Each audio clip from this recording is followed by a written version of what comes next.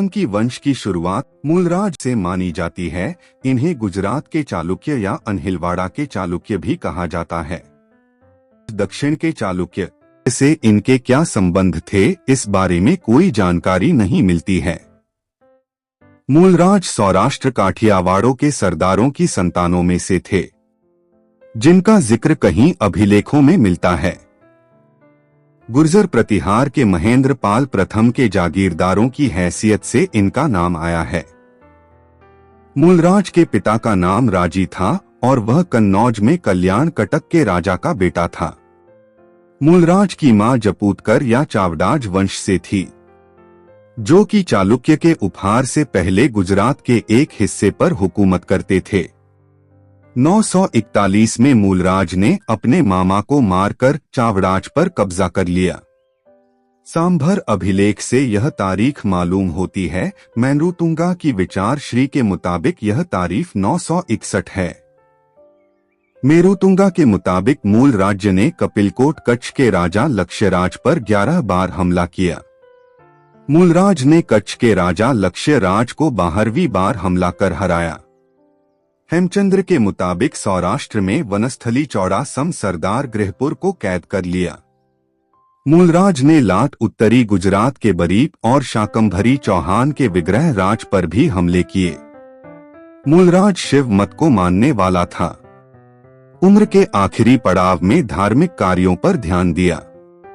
मूलराज ने कई मंदिरों का निर्माण कराया। वह ब्राह्मणों का बहुत अधिक मान सम्मान करता था। एक शिलालेख पर मूलराज की हुकूमत की आखिरी तारीख विक्रमी 1051 994 से 95 अंकित है। इतिहासकारों का मानना है मूलराज की मौत इस तारीख के 1 या 2 साल बाद हुई। चामुंड राज सोलंकी वंश में मूलराज के बाद उसका बेटा चामुंडा राज गद्दी पर बैठा। उसका शासनकाल 996 से 1008 तक था। जैन लेखक हेमचंद्र के अनुसार चामुंडराज ने लता चालुक्य को हराया।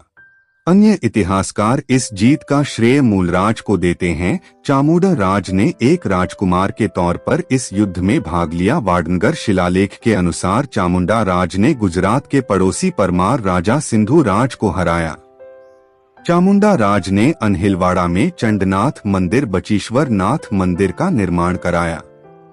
चामुंडा राज के बाद वल्लभ राज गद्दी पर बैठा, परंतु चेचक से उसकी मृत्यु हो गई। दुर्लभ राज वल्लभ राज के बाद चामुंडा राज का दूसरा पुत्र दुर्लभ राज 1008 में गद्दी पर बैठा।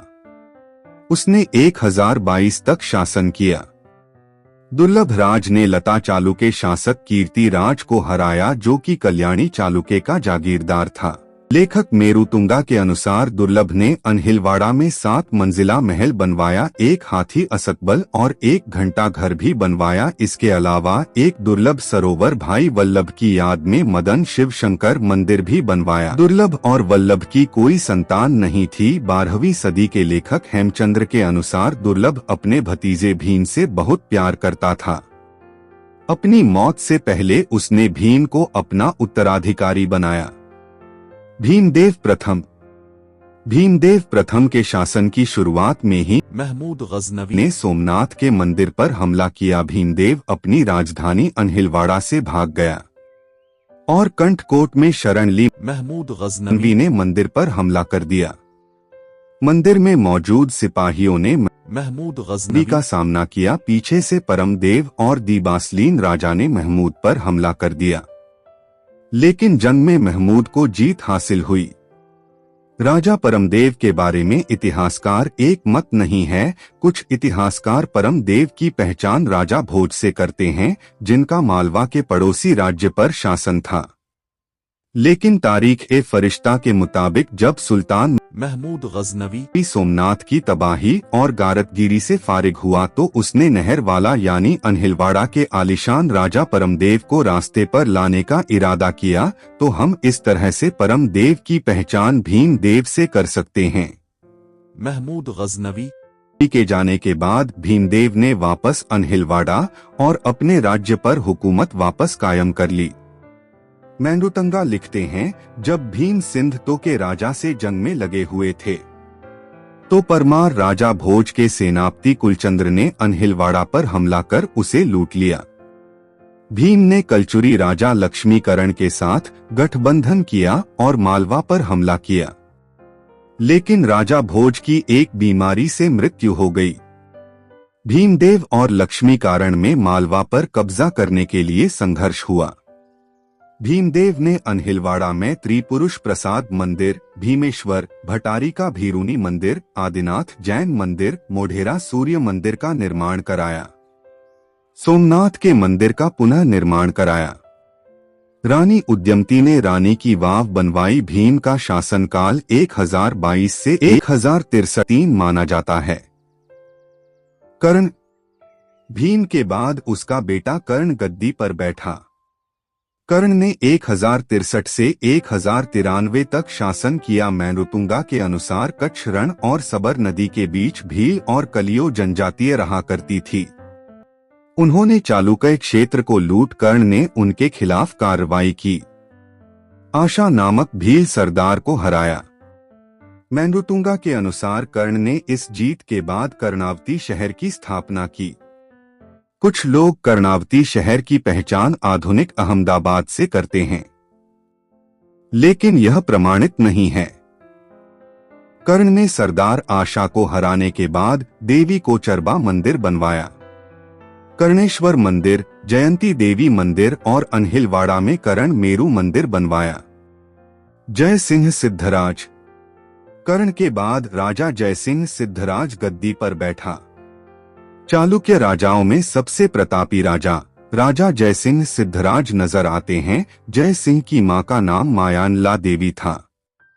जय सिंह ने सौराष्ट्र के राजा चूड़ासम खंगारा को हराया और सौराष्ट्र के एक शहर गिरनार पर कब्जा कर लिया। 1120 में गिरनार में पाए गए एक शिलालेख से इसकी पुष्टि होती है। मेरुतुंगा भी इस दावे का समर्थन करते हैं। जय सिंह ने परमार राजा नरोवर्मन और यशोवर्मन से लंबे समय तक जंग लड़ी और जय सिंह को जीत हासिल हुई। इतिहासकार ए.के. मजूमदार का कहना है, चालुक्य परमार युद्ध नरोवर्मन के शासनकाल में शुरू हुआ और यशोवर्मन के शासनकाल में खत्म हुआ। इस जीत के बाद अवंतीनाथ की उपाधि इख्तियार की।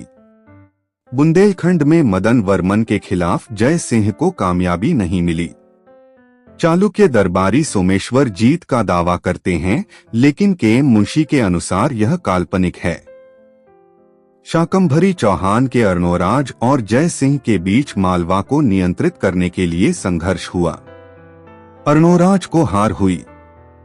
हालांकि बाद में जय सिंह ने अपनी बेटी कंचना का विवाह अर्णोराज से किया और अर्णोराज के पुत्र सोमेश्वर चौहान थे, जो कि पृथ्वीराज चौहान के पिता थे। सोमेश्वर का पालन पोषण जय सिंह के राज्य में हुआ। प्रबंध चिंतामणि के मुताबिक सिंह के राजा जय सिंह, कलचुरी राजा और काशी के राजा गोविंद चंद्र के साथ मैत्रीपूर्ण संबंध थे।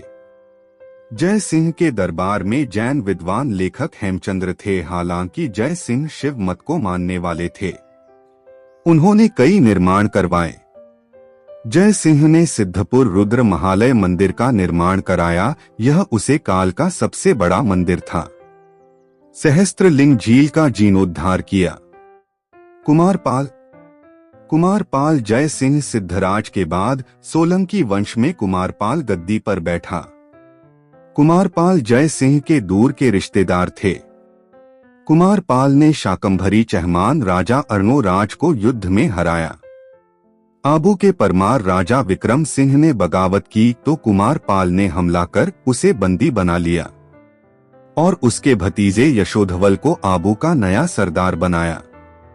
कुमारपाल ने उत्तरी कोंकर्ण के शिलाधर राजा मल्लिकार्जुन को हराया और सौराष्ट्र के अभिरो की बगावत को भी दबाया।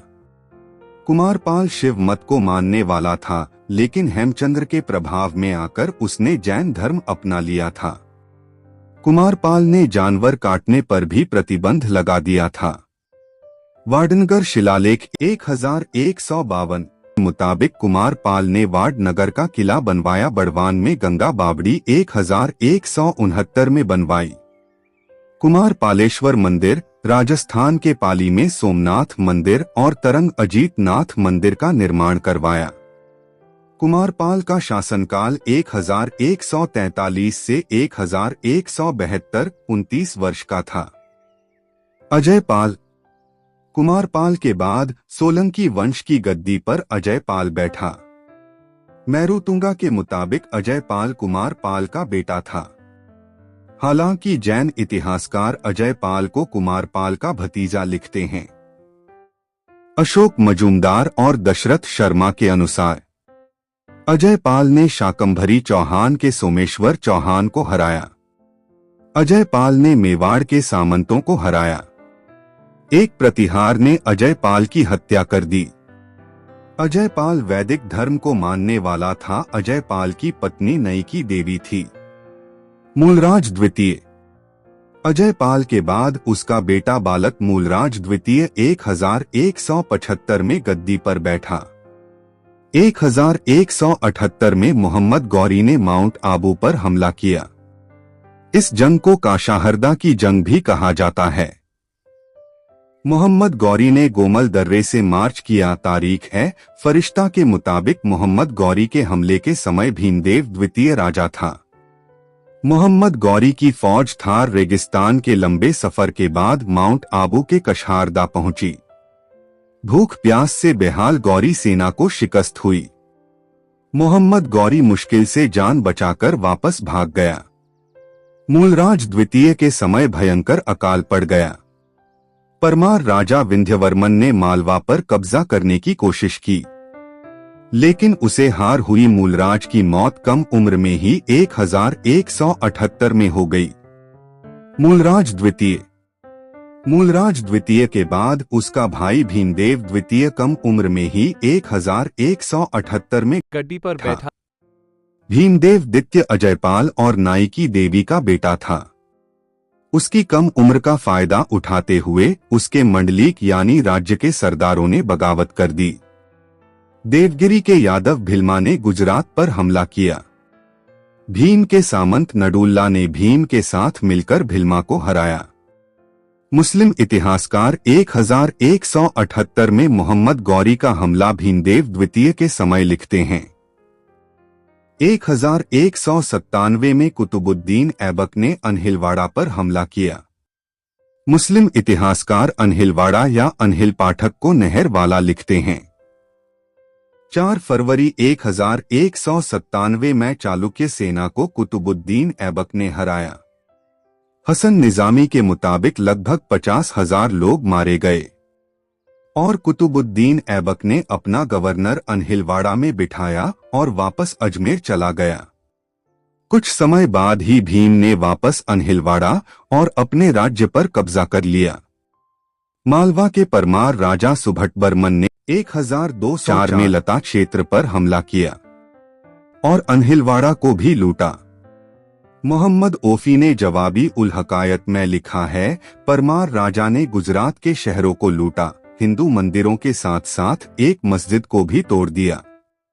चालुक्य सेनापति श्रीधर ने सोमनाथ मंदिर पर सुभटवर्मन का हमला विफल कर दिया। चालुक्य वंश के ही जयंत सिंह ने 1210 के लगभग अनहिलवाड़ा पर कब्जा कर लिया। परमार राजा सुभटबर्मन के बेटे अर्जुन वर्मन ने 1211 में गुजरात पर हमला किया और संभवत उसने जयंत सिंह को पावागढ़ में हराया। इतिहासकार मजूमदार के अनुसार जयंत सिंह ने विवाह गठबंधन के माध्यम से परमारों के साथ संधि स्थापित की। 1223 के लगभग भीमदेव ने वापस अनहिलवाड़ा पर कब्जा कर लिया। भीम द्वितीय के बाद 1240 में त्रिभुवन राजा बना। त्रिभुवन का भीम द्वितीय से संबंध ज्ञात नहीं है।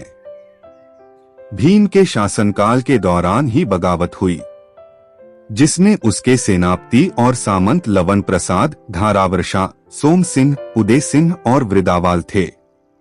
मेवाड़ के गोहिलों ने भी अपनी आजादी का ऐलान कर दिया। कुछ इतिहासकारों का मानना है भीम के शासन के दौरान ही लवन प्रसाद ने सत्ता अपने हाथ में ले ली थी। भीमदेव और त्रिभुवन प्रसाद नाम मात्र के ही राजा थे, गिरनार शिलालेखों से प्रमाणित होता है। भीम और त्रिभुवन नाम मात्र के राजा थे। 1231 में ही लवण प्रसाद ने महाराजाधिराज की उपाधि धारण कर ली थी। भीमदेव के कुछ समय बाद ही लवण प्रसाद और उसके बेटे वृद्धावाल ने बघेल राजवंश की स्थापना की और इस तरह से सोलंकी राजवंश का सूरज डूब गया।